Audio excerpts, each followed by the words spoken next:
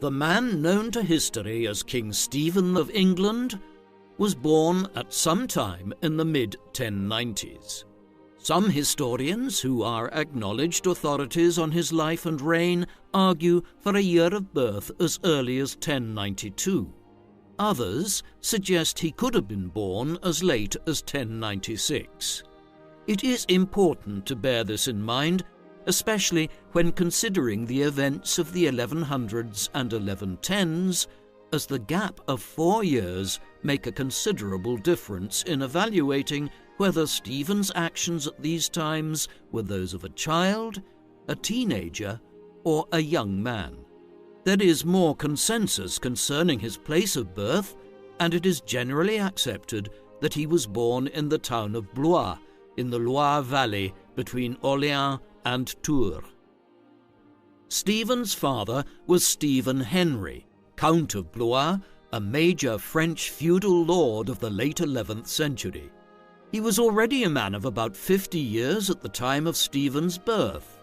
If Stephen was born in 1096, then he would have arrived after his father had left for the Holy Land to take part in the First Crusade to reclaim Jerusalem for the Christian cause. Stephen's mother was Adela of Normandy. She was born in the second half of the 1060s and was a daughter of William the Conqueror, the Duke of Normandy, who, in 1066, led a Norman army across the English Channel and began the conquest of England right around the time Adela was born. Her marriage to Stephen Henry in the early 1080s was a political union designed to forge an alliance between her father, by then King William I of England, and the Count of Blois.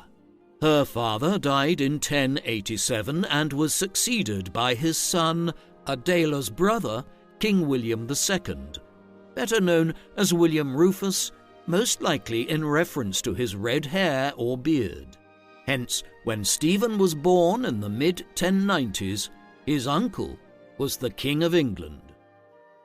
Stephen's wider family exerted influence beyond England itself. When William the Conqueror conquered England, he was already Duke of Normandy and had extended his rule over some other adjoining territories in northern France as well, such that the family controlled lands on both sides of the English Channel. Indeed, the Conqueror considered his primary role to be that of Duke of Normandy, even after conquering England, and he spent much of the 1070s and 1080s in France, even after becoming ruler of England. After his death, his territories did not pass undivided to William Rufus. Instead, the Conqueror's other sons, Robert and Henry, played the greater role in Normandy and the other French territories, while William Rufus ruled England. This arrangement was scuppered in August 1100 when the king was killed during a suspicious hunting accident in the New Forest in Hampshire in England. When this occurred, his brother Henry quickly moved to seize power and became the new monarch as King Henry I of England.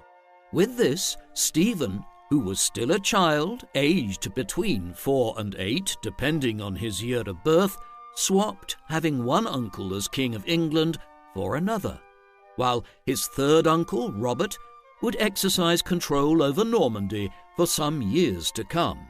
Although in 1106 he was defeated militarily by Henry at the Battle of Tinchebray and imprisoned for the rest of his life. Consequently, much of Stephen's life would be lived in the shadow of his powerful uncle, who, from 1106 onwards, controlled England and the family's territories in Normandy and elsewhere in northern France. As with any monarch of the High Middle Ages, there are only a small number of administrative records or examples of correspondence that has survived for the near millennium since Stephen's time, with which to shed light on his life. As a result, we are largely reliant on the histories and chronicles of the era in order to reconstruct the events which involved Stephen and the role he played in them. These were mostly written by ecclesiastical figures, monks or abbots and bishops, who were close to those in power. One was the Historia Novella, or New History of William of Malmesbury, a highly learned monk who was born in the mid-1090s too, and was an exact contemporary of Stephen's. The Benedictine monk Orderic Vitalis wrote an ecclesiastical history which covers the period up to 1141 and sheds extensive light on Stephen's life prior to becoming King of England and the first years of his reign. The Anglo-Saxon Chronicle, a long account of the history of medieval England, provides an illuminating narrative of how damaged the social and economic fabric of England was by the civil wars of the 1140s, to which, as we will see, Stephen was so central. Finally, the Gesta Stephani, or Acts of Stephen, is perhaps the greatest source of all for Stephen's time as King of England. The text was anonymous, though some historians of 12th century England contend that it was composed by Robert of Bath, the Bishop of Bath between 1136 and 1166, and an eyewitness to many of the events described in the Gesta. Unfortunately, because it could not have been predicted that Stephen would one day become King of England, these chroniclers were not paying attention to the obscure younger son of the Count of Blois in his earliest years, and we know very little about Stephen's early life. He was evidently raised at home in Blois. He had numerous siblings, including an older brother by the name of William.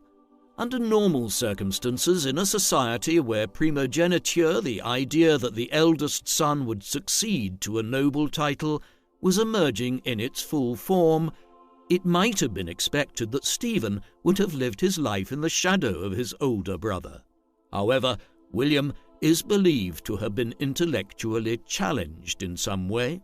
There is no clear description of this, but he acquired the rather crude sobriquet William the Simple, which probably indicates some psychological or mental issue, one which largely precluded him from playing an active role in political and military affairs.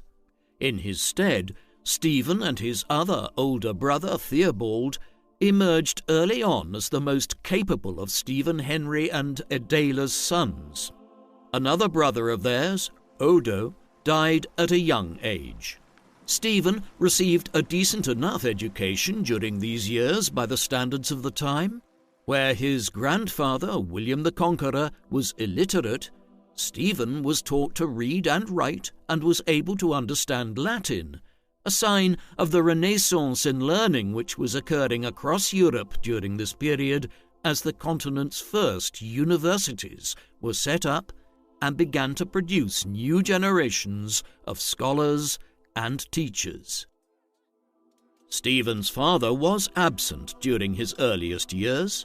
He took part in the First Crusade to the Holy Land, which succeeded in setting up a number of Christian states there in 1098 and 1099. The Count of Blois's contribution to the effort was dubious, though.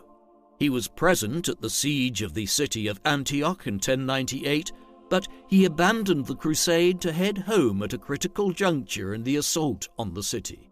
To compound matters, he was believed to have met with the Byzantine Emperor Alexios I Komnenos on his way back through Anatolia and convinced the emperor that the crusade was a lost cause and that he should not march onwards to aid the Christian armies. In the event, he proved to be completely wrong in his analysis, and after the successful capture of Antioch, the Crusaders went on to conquer nearly all of the region, approximating with modern-day Lebanon, Israel, and Palestine, as well as parts of Syria and Jordan. During his absence in the east, Stephen's mother, Adela, headed up a regency government in Blois. She evidently liked the power it conveyed on her, and as soon as her husband arrived back to France, she began trying to convince him to head back east on crusade as quickly as possible. He eventually agreed to do so, and in 1101 left again for the Levant. He made it to Jerusalem on this occasion, where a Crusader kingdom had been established after his premature flight home in 1098. The following year, before he could return to France, having completed his vow to visit the Holy City, he was captured by an Islamic army and executed shortly afterwards. Hence, other than a fleeting period in 1099 and 1100, when he was back in France, Stephen's memory of his father would have been almost non-existent. He grew up much closer to his mother Adela and, unusually for a noble child at the time, was raised in her household.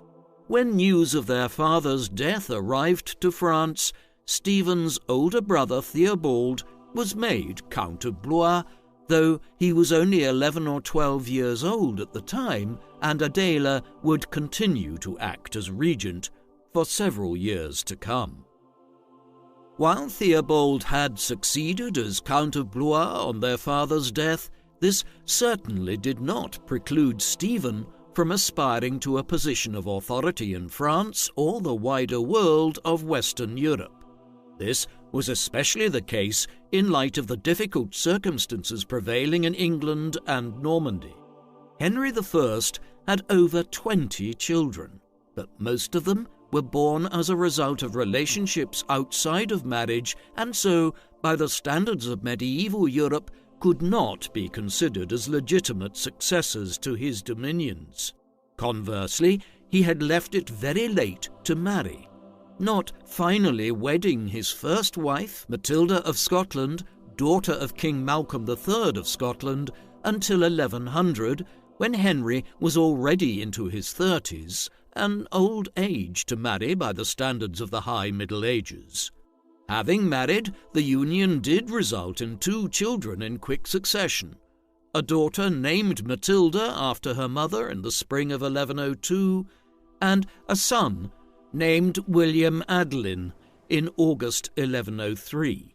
Thereafter the marriage produced no further children, and so the succession to Henry rested principally on just one legitimate male heir, William Adelin. Given the tenuous nature of the succession and the lack of a spare male heir, Henry began taking an interest in his nephew in the 1100s. It was an indication of Stephen's promise as he grew up that his uncle increasingly viewed him as someone who might play a major role in the governance of the French part of his dominions in Normandy and adjoining territories. This promotion of young Stephen took place in the years after 1106, following Henry's defeat of his brother Robert and seizure of the Duchy of Normandy. In response to the imprisonment of Robert by Henry, King Louis VI of France began promoting the claim of William Clito, Robert's son and heir, to succeed as Duke of Normandy. This placed Henry in a difficult position, as it was not easy to govern his new French territories from England.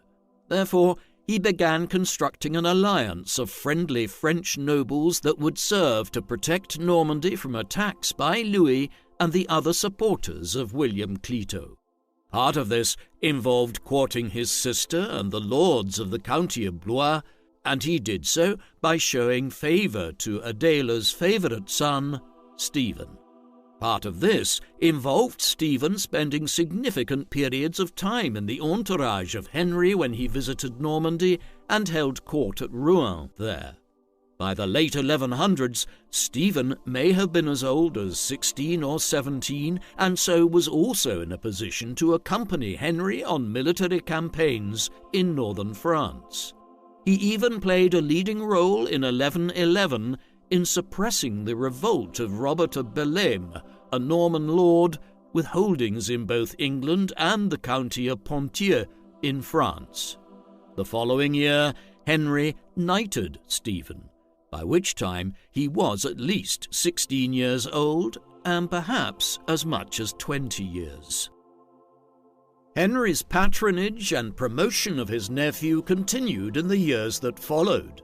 In the mid-1110s, Stephen crossed the English Channel to visit England for the first time and was given extensive privileges there. These included the honour of Lancaster, a feudal fief in the Lancaster region of England, one which made Henry one of the premier feudal lords of the country at a very young age. Further grants of land in the Alençon region of southern Normandy and elsewhere in France followed. All of this was conspicuous. By the late 1110s, it could be argued that Henry was promoting Stephen in a highly unusual fashion, almost as one would his designated heir. Perhaps this was owing to reservations which the king held about his own son and successor. William Adelin reached his 14th year in 1117 and began the passage into his adult years by the standards of the 12th century. He may have been something of a disappointment as he grew up. One chronicler of the time described him as a pampered prince who would be swallowed up by the volatile and aggressive politics of the time, whereas Stephen showed promise. Whatever Henry's plans were, they were soon altered by events outside of everyone's control. On the 25th of November 1120, after a major meeting of the court of King Henry I in Normandy, the king, his children and illegitimate children, along with the senior aristocrats and other courtiers, began making their way back to England. The king had made other plans, but the captain of a vessel named the White Ship, Thomas Fitzstephen, made the ship available to others to make the passage across the channel. That evening, what was, by all accounts, a fairly drunken royal party, one which included the king's heir, William Adelin, and numerous courtiers and nobles, as well as several of Henry I's illegitimate children, descended on the ship. There were approximately 300 in all, more than the ship could comfortably fit. This was fortuitous for Stephen, who was with the party and decided to get off and wait for another ship to travel over to England, leaving the drunken party to head on without him. Not long afterwards, he possibly watched as the White Ship struck a large rock which was almost entirely submerged in the harbour. According to the sources we have, all but one of the passengers drowned, an unusual development given how close to the shore they were. One might have expected that more would have swum to safety. Amongst the deceased was William Adelin, King Henry's only legitimate son and heir. His death would cast the succession issue wide open, and as a close male relative of the king, Stephen would become a major player in the scheming which followed in the 1120s. In the immediate aftermath of William Adelin's death, Henry's desire for a child of his own to succeed him became evident, despite his lavish promotion of Stephen in previous years. There was only one option left: Henry's legitimate daughter, Matilda.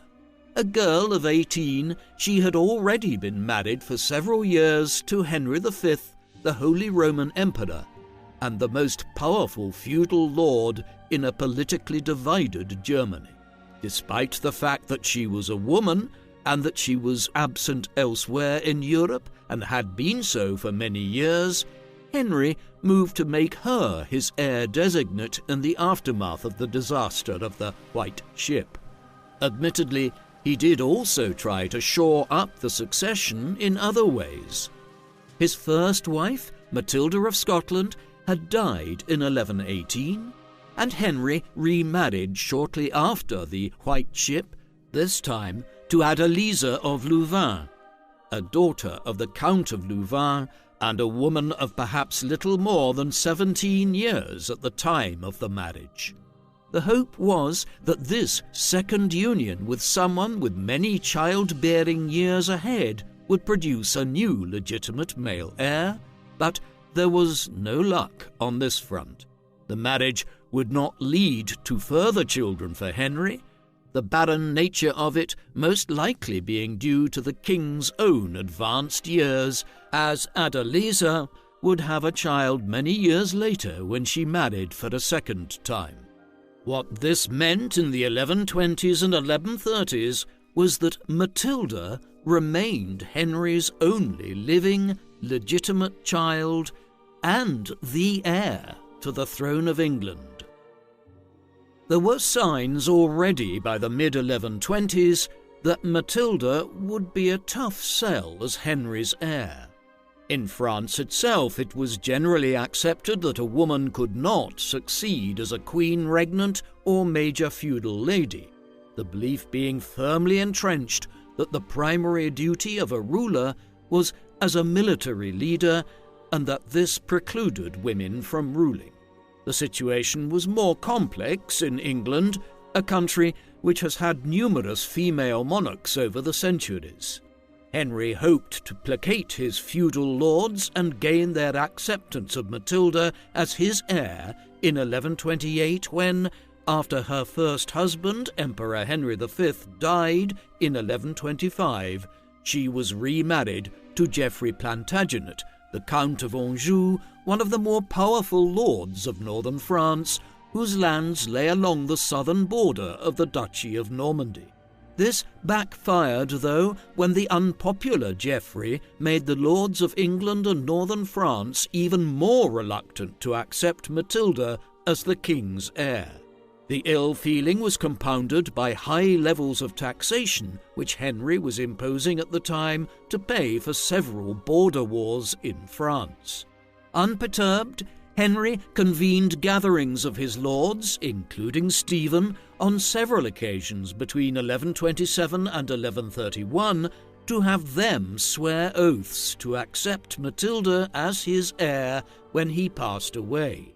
Despite these outward shows of obedience, a major question still hung over events. Would these oaths be honoured when the king was dead, or would the lords seek to crown a male monarch? While this political wrangling and unrest was underway, Stephen's personal situation was changing too. Like his uncle, King Henry, he had left it relatively late to marry, but eventually, in 1125, he finally married for the first time, by which time he was either at the very end of his 20s or heading on for his mid-30s, depending on the year of his birth. To further confuse matters, another Matilda was involved, the third in our story so far. Matilda of Boulogne was a daughter of Count Eustace III of Boulogne, the ruler of the Boulogne fief near Calais in the northeastern extremity of France and lying along the shores of the English Channel. The county of Boulogne was a significant polity in the cross-channel politics between England and northern France. Furthermore, Matilda's mother was Mary of Scotland, a daughter of Malcolm III of Scotland. Hence Matilda was a niece-in-law of King Henry, her mother having been the sister of Henry's first wife. Accordingly, the marriage was politically astute and became even more important within weeks of the wedding when Matilda's father died without a male heir and she and Stephen ascended as Count and Countess of Boulogne, further strengthening Stephen's position in northern France and on the southern side of the English Channel. From his new lordship in Boulogne, Stephen continued to position himself to be a major figure in the succession politics of the second half of the 1120s and into the 1130s. He still was highly regarded by his uncle, who had facilitated the marriage union with Matilda of Boulogne. Stephen returned the favour by acting as Henry's representative in the region straddling northern France and Flanders in what is now Belgium. Here, William Clito, the son of Henry's brother Robert, was scheming to become Count of Flanders, one of the most powerful fiefdoms in northern Europe during the High Middle Ages. Henry was anxious to prevent this, and Stephen obliged him by undermining William Clito's efforts. This all stood in stark contrast to Henry's relationship with his daughter and heir Matilda and her husband Geoffrey of Anjou. They were pressuring Henry to begin transferring power to them before he died, principally by handing over control of castles and lands in northern France. Their argument that this would facilitate the succession to Matilda once Henry died was reasonable, but Henry did not view it as such, and the final years of his life saw a perceptible tension between the king and his daughter and son-in-law. It was under this cloud of deteriorating relations with his family members that old King Henry died at the start of December 1135. Chroniclers of the time suggested his demise was owing to eating too many lampreys, a type of fish. Perhaps this did play a part in his death, but in any event, Henry was well into his 60s by that time, and an old man by the standards of the 12th century. As news of the king's death spread, Stephen was well placed to position himself as a potential successor. The king had died in Normandy, and Stephen received the news before most other contenders for the throne, as he was not far away in Bologna at the time. Geoffrey and Matilda were further south in Anjou, and such was their unpopularity by that time that few supporters rushed to their cause. Another plausible successor was Stephen's brother Theobald, the Count of Blois, though it soon transpired that he too lacked the kind of support which was available to Stephen. Stephen moved swiftly to capitalize on his advantageous position. He and his closest followers mobilized and quickly crossed the English Channel to arrive in England within days of Henry's death. There they faced some opposition from Matilda's supporters. Nevertheless, by the 8th of December, Stephen was near London, and in the days that followed cemented popular support for his accession in the capital and began taking over the levers of government. Over the next week, an agreement was worked out with the Archbishop of Canterbury, William de Corbeil, whereby, in spite of the Archbishop's oath to support Matilda's succession, he agreed to crown Stephen as the senior ecclesiastical Lord of England. Then a story was concocted with some of the late king's senior ministers, through which it was claimed that Henry I had renounced Matilda as his heir on his deathbed and approved Stephen as his successor. Then, with the wheeling and dealing done and those in positions of power convinced to support him, Stephen was officially crowned as King Stephen I of England at Westminster Abbey on the 22nd of December 1135. It was just 3 weeks to the day since King Henry's death, and in France, Matilda was able to do very little to try to alter the trajectory of events. It was not the end of her claim to the throne, though.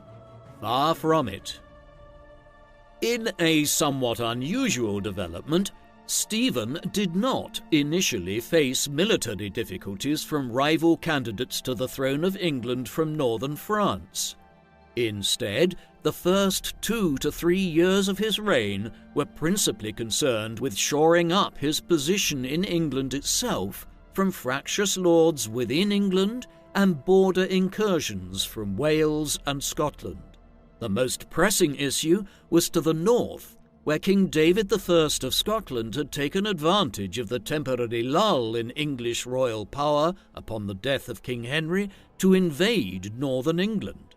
The lands here around Northumbria and adjoining shires were contested between the English and the Scots throughout the High Middle Ages and late medieval period, and a diplomatic realignment pursuant from a change of king was a common reason for outbreaks of hostilities along the border. This one was more substantial than others, with David marching well into England and seizing the important northern towns of Carlisle and Newcastle. In response, Stephen marched north early in 1136 and campaigned against the Scots. Clashes over several weeks were enough to convince both monarchs of the wisdom of finding a swift solution. Stephen, who was anxious to end the campaign and return south in order to continue consolidating his position, ceded Carlisle to David in return for peace. With this concluded, Stephen headed south again. No sooner had he returned southwards than Stephen had to engage with an incursion from several Welsh lords into the March region between eastern Wales and the English West Midlands. The Normans had begun efforts to conquer Wales during the reign of Stephen's grandfather, William the Conqueror, but this was only ever a partial conquest and would not be fully completed until the late 13th century. While Stephen was absent in the north, campaigning against the Scots, several Welsh lords revolted, winning a significant victory at the Battle of Llwchor in January 1136.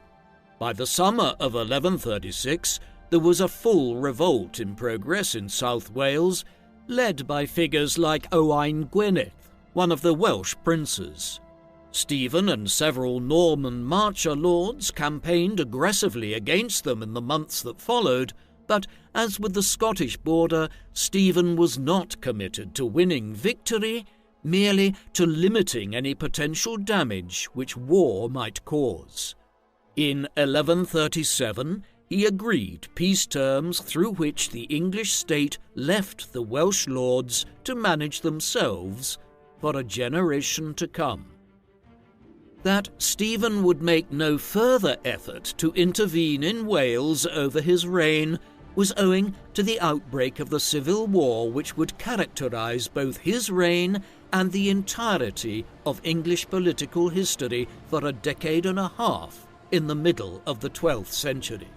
The Anarchy began in 1138, a civil war which pitted Stephen and his supporters against those who wished to uphold old King Henry's desire for his legitimate daughter, Matilda, to succeed him. Matilda and her husband, Geoffrey of Anjou, had been committed to challenging Stephen's accession from the very beginning of the reign, but it was not until 1138 that they were in a position to press their cause. The Civil War was ignited when two very powerful English lords agreed to join their cause. These were Robert, Earl of Gloucester, an illegitimate son of King Henry I, and thus a half-brother of Matilda's. He was one of the leading peers of the realm, and had made clear from the very beginning that he was uneasy with the manner in which Stephen had usurped the throne in December 1135. In 1138, he agreed to take up arms in support of Matilda. Second was Ranulph de Gernon, 4th Earl of Chester. He was a leading Anglo-Norman magnate. Some of his lands in the north of England had been sacrificed by Stephen as the price of peace with the Scots in 1136, and his resentment at this led him to join the revolt when it began in 1138. Thus, with support from senior lords on both sides of the English Channel, Matilda and Geoffrey entered open conflict with Stephen. The first stages of the war occurred in 1139 when the Angevins, so named for the fact that Matilda's husband was the Count of Anjou, invaded England from northern France. With the die cast, Matilda's supporters made their allegiances clear. The dead King Henry's widow, Adeliza, also threw her support behind her stepdaughter. In the months that followed and into 1140, the battle lines were drawn as Matilda's faction won control over much of northern England, where Ranulph of Chester was one of the preeminent feudal lords, and in western England, with the port city of Bristol emerging as a stronghold for Matilda in the region, buoyed by Robert of Gloucester's strong position here. Meanwhile, Stephen retained control of the bulk of southern and eastern England, a position which gave him control of London, Oxford, and the wealthier parts of England around Kent and Surrey in the south, as well as into East Anglia and beyond. Although some parts of the country would be gained and lost by both Stephen and Matilda's supporters over the years, this was the general geopolitical situation which would pertain for much of the civil war that was just beginning. Yet, often the map was more complicated still, as local lords and magnates, or even church figures like the Bishop of Ely, gained control of small patches of land and shifted allegiances over and back as they tried to benefit themselves during the prolonged period of uncertainty.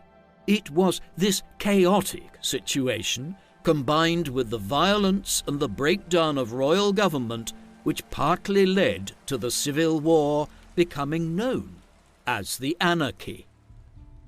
One of the most critical episodes in the entire war began in the first days of 1141, when Stephen and his followers laid siege to Lincoln Castle, where Ranulph of Chester and some of his closest supporters were lodging.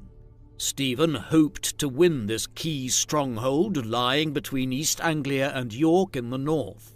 At first, Ranulph seemed to be caught unprepared, but the move soon turned against Stephen when, at the start of February 1141, Robert of Gloucester arrived to Lincoln to relieve the siege and to try to strike a decisive blow against Stephen's cause.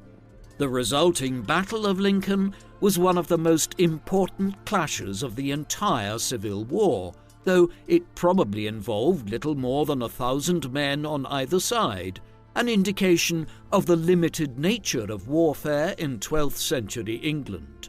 Gloucester and his allies had the better of it, owing to a large contingent of Welsh auxiliaries who had joined Matilda's cause in 1139. As their position became clear, many of Stephen's most important knights and allies fled from the field, and the battle soon turned into little more than an effort by Stephen and a small band of knights to try and fight their way to safety.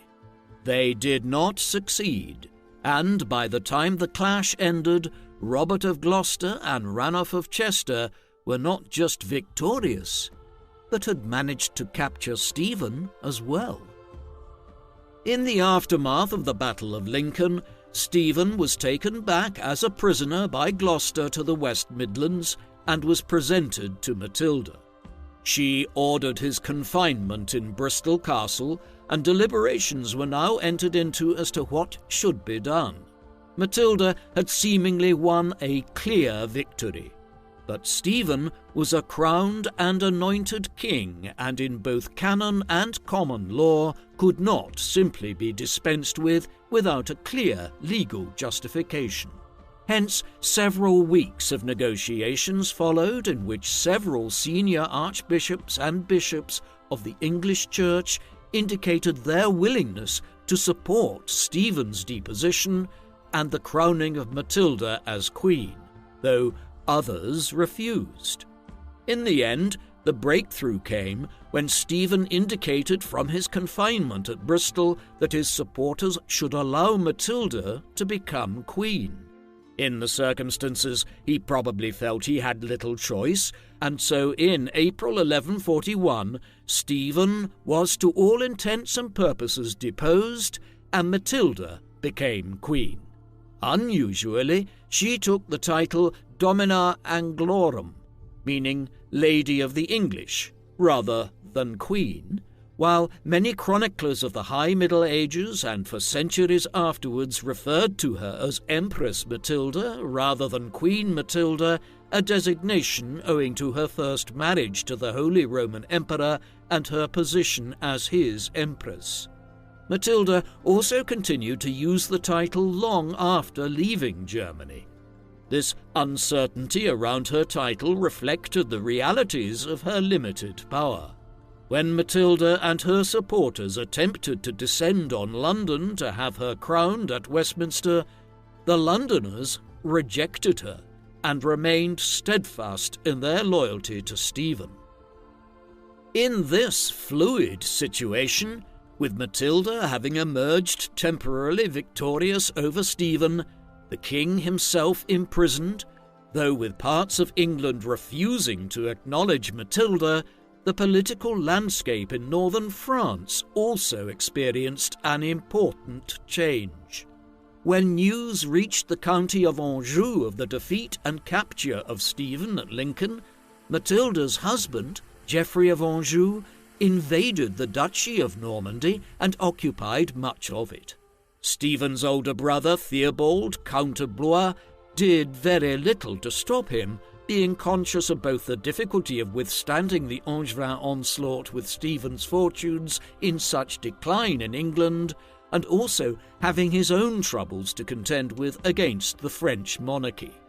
The Angevins would retain control over most of Normandy throughout the 1140s and into the early 1150s, and henceforth the civil war would largely be contained to England itself.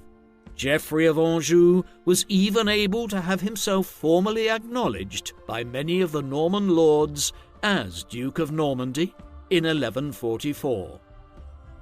Stephen's cause was at an extremely low ebb in the spring of 1141. However, all was not lost. Though captive himself, his wife Matilda of Boulogne proved herself to be a capable leader of his cause while Stephen was being held at Bristol, and she soon managed to reassemble an alliance of some of England's leading magnates to resist Matilda's ascension to power, aided considerably by Stephen's brother Henry, Bishop of Winchester.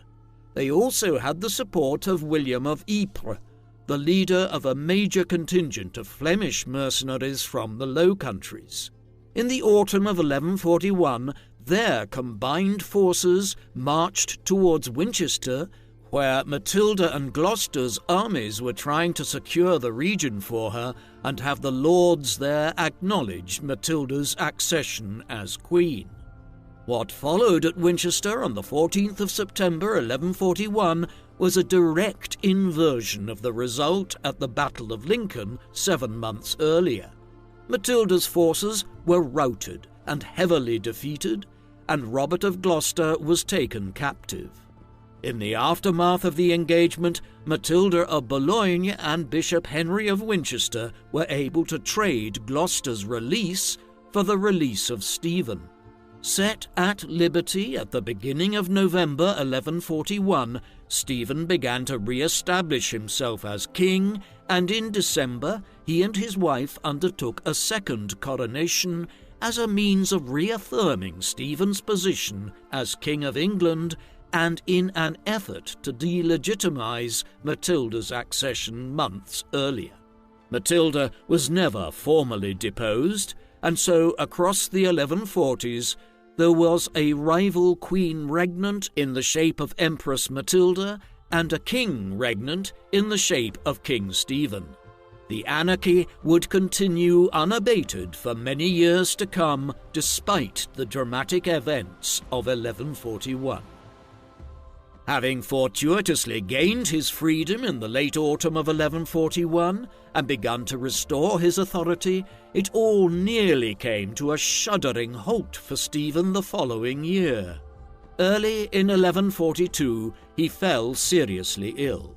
What caused his illness has never been satisfactorily resolved. It could well have been the case that the circumstances of his imprisonment at Bristol Castle for several months the previous year had weakened his system and left him ill. The conditions might have been such that pneumonia or all manner of other sicknesses are possible. Whatever the cause, it is clear that contemporaries believed that Stephen was on the verge of death in the spring of 1142. Then, somewhat miraculously, he made a swift recovery and began an energetic new military campaign one in which he managed to win over Ranulph of Chester for a brief time to his side in the war before laying siege to Oxford in the autumn of 1142. Empress Matilda was there at the time, and Stephen very nearly captured her, something which would have surely led to a major shift in the course of the war had he done so. It was not to be, though.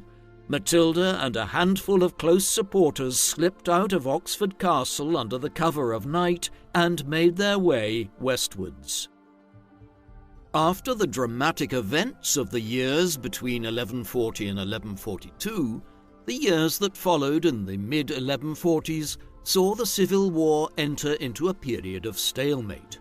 Neither side made a major breakthrough, although at the same time there were near-constant clashes between regional supporters of both Stephen and Matilda's causes.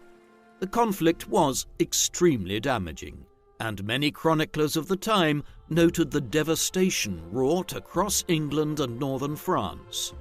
Agriculture was interrupted across the Norman dominions, and there was a general economic decline after a lengthy period of improvement under Henry I.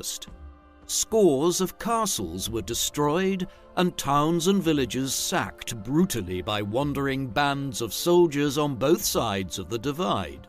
It was this general sense of a land experiencing devastation for years which led the chroniclers to lament it so much, and for subsequent historians to term it the Anarchy. Like many modern wars, it also led to innovations. The incessant warfare and the destruction of existing motte and bailey wooden castles led to a swift adoption of the new concept of stronger stone castles, particularly in England, where motte and bailey fortifications still dotted the countryside. As destructive as the Anarchy was, it ushered in a period in the second half of the 12th century and into the 13th and 14th in which some of England's finest stone castles were erected. By this time, Stephen was entering his 50s, and Matilda was also well into her 40s. Therefore, as the Anarchy continued, the focus of it shifted in the course of the 1140s from Stephen and his cousin as rival contenders for the throne to their own offspring. Stephen and his wife Matilda of Boulogne had several children by then. Their eldest son, Eustace, was born around 1130.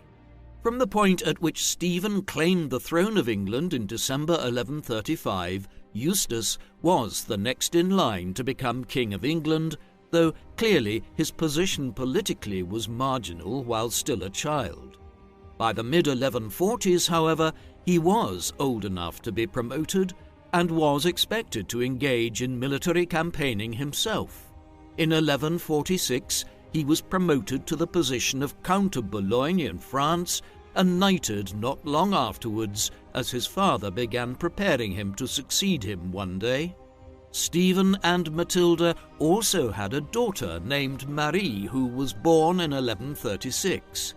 In the late 1140s, Stephen began promoting her to play a prominent role in the female religious orders in England, a position which was essentially political in the High Middle Ages. Such was the power and wealth of the medieval religious orders.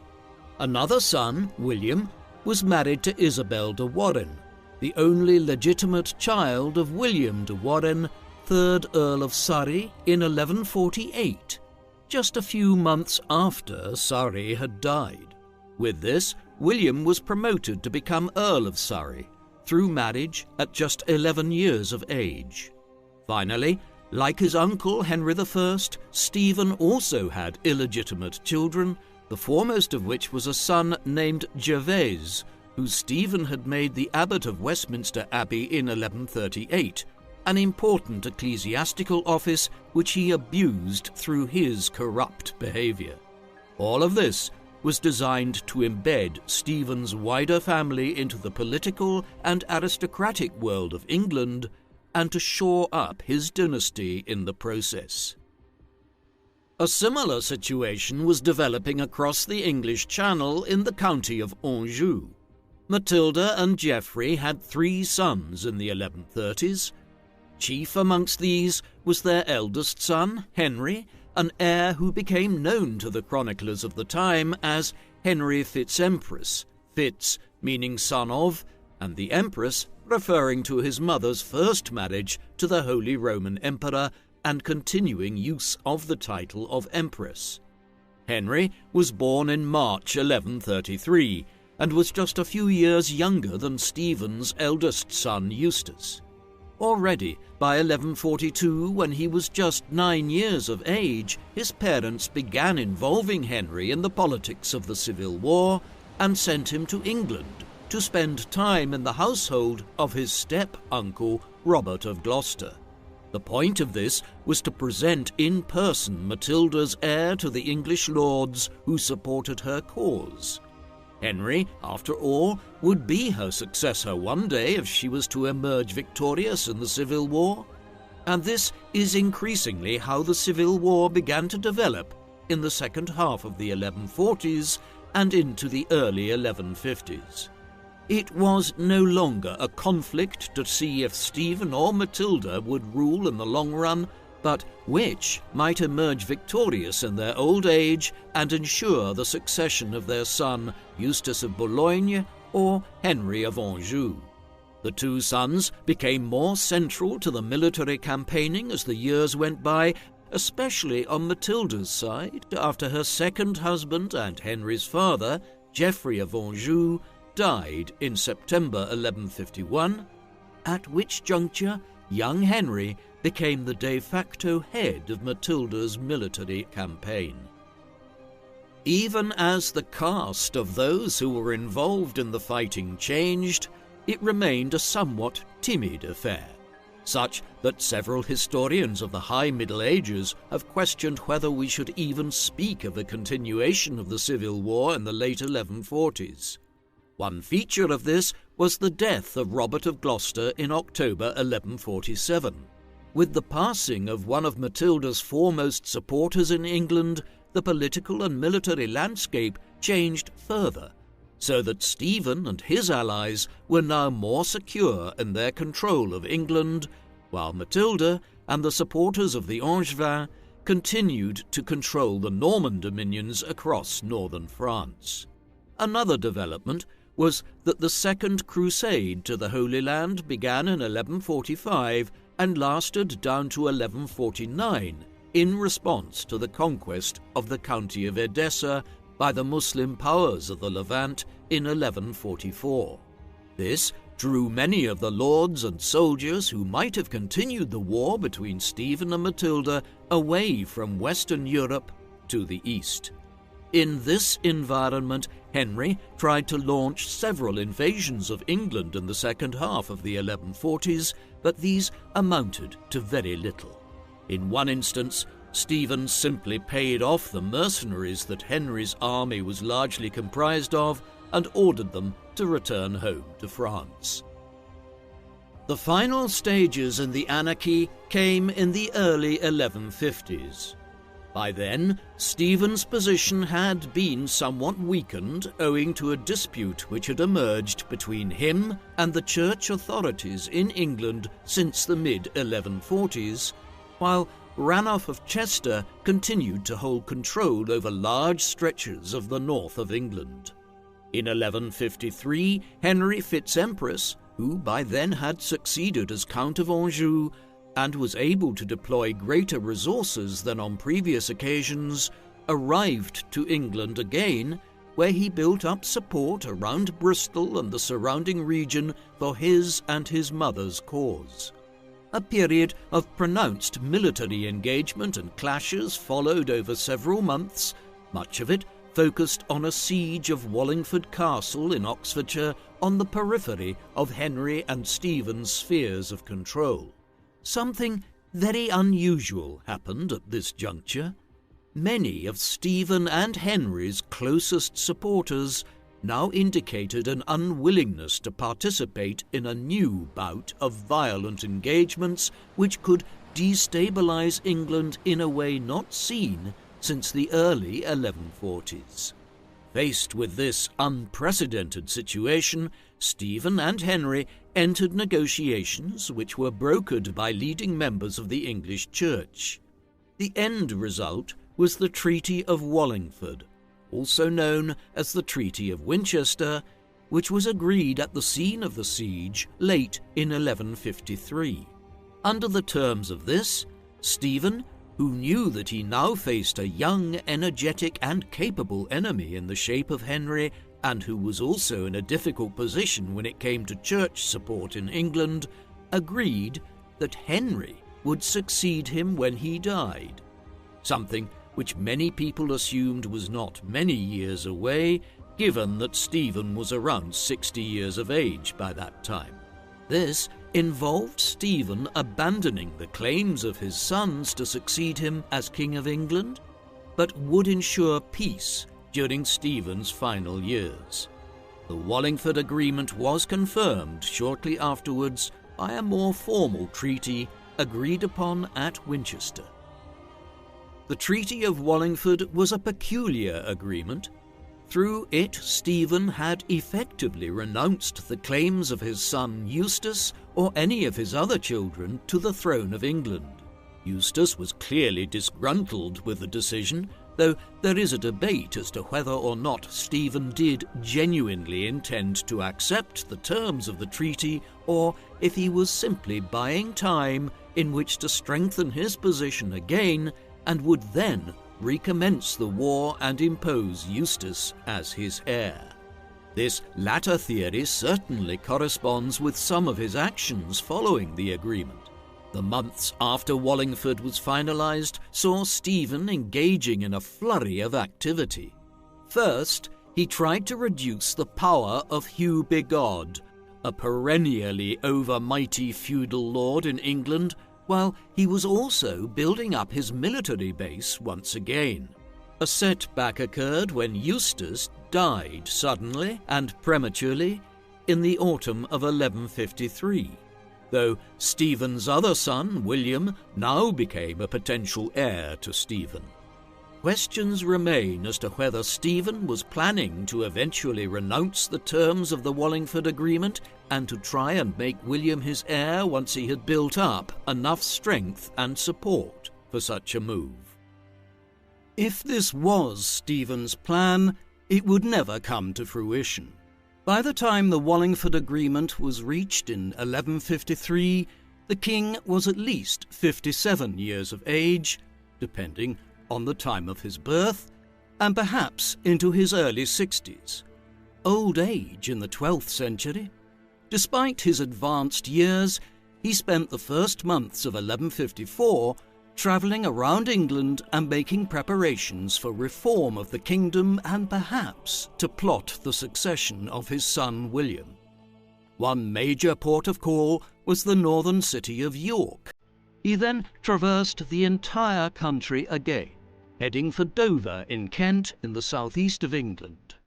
It is plausible that this extensive travel exacerbated some pre-existing illnesses, although Stephen's death may also have been entirely unexpected. In any event, we do know that he fell ill after reaching Kent, complaining of a stomach ailment, and died shortly thereafter on the 25th of October 1154. The exact cause of his death remains unclear. An ailment such as stomach cancer or severe gastritis may have been involved. He was quickly buried at Faversham Abbey in Kent. Stephen had patronised the establishment of the abbey just a few years earlier, and both his wife Matilda and their eldest son Eustace, who had died only so recently, were also interred there. The abbey was dissolved and largely destroyed in 1538 as part of the dissolution of England's monasteries during the English Reformation. In 1964, the empty tombs of Stephen and his family members were discovered, and there is a lack of clarity as to where their remains ended up after the 1530s, with local law contending their bones were thrown into a local creek. Stephen's death occurred at a broadly propitious time for bringing the long-running civil war to an end. Eustace's death a year earlier had ensured there was no power struggle between him and Henry, which there surely would have been had both men still been alive when Stephen died. Furthermore, with the Treaty of Wallingford having only so recently been negotiated, the other potential claimants to the throne were willing to accept Henry's succession as King Henry II of England.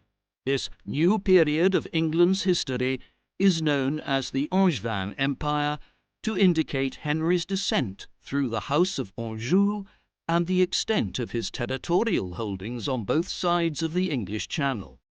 Under other circumstances, some of England's nobles might have encouraged Stephen's younger son, William, to push his claims to the throne, but after nearly 2 decades of civil war and destruction, peace was broadly favoured by all.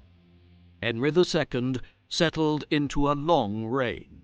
He would rule as King of England until 1189, though in time his own fractious family would sow disorder across England and Normandy, while the succession of his son John as king in 1199 ushered in an era in which the Angevins lost the bulk of their lands in northern France. Periods of civil war and disorder would punctuate England's medieval history every few decades for centuries to come. King Stephen has often been viewed poorly by historians of England and France in the High Middle Ages. The reasons for this are obvious. His long reign of nearly 2 decades was a period of near-continuous civil war, societal disruption, and economic destruction across England, so much so that it is known as the Anarchy. The chronicles and histories of the time present a picture of a country ravaged by the conflict between the supporters of Stephen and Matilda. Many historians since have understandably laid the blame for much of this on Stephen. And yet this is possibly unfair. The crisis was created by a succession dispute which was generated to a large extent by the nobles of England and northern France, who were unwilling to accept Matilda as the successor to Henry I. Had they done so, the chaos could have been avoided. When it did begin, it was perpetuated by Matilda, Geoffrey, and then their son Henry. Stephen certainly played a part in all of this, but he was just one player in the whole sorry saga. Conversely, Henry I's promotion of him and the attitude of a great many feudal lords of England and northern France towards him would surely seem to indicate that Stephen was a capable figure of many good qualities. What was really at issue were structural weaknesses in the English and Norman state in the 12th century, and also the sheer happenstance of family creation. If Henry I had sired more legitimate sons, the anarchy would almost certainly have been avoided. That this wasn't the case was not Stephen's fault, though there is no doubting his centrality to the years of war and discord which followed the death of Henry I. What do you think of King Stephen? Was he responsible for the anarchy, or was he more of a symptom than a cause of the weaknesses of the Norman state in the 12th century? Please let us know in the comment section. And in the meantime, thank you very much for watching.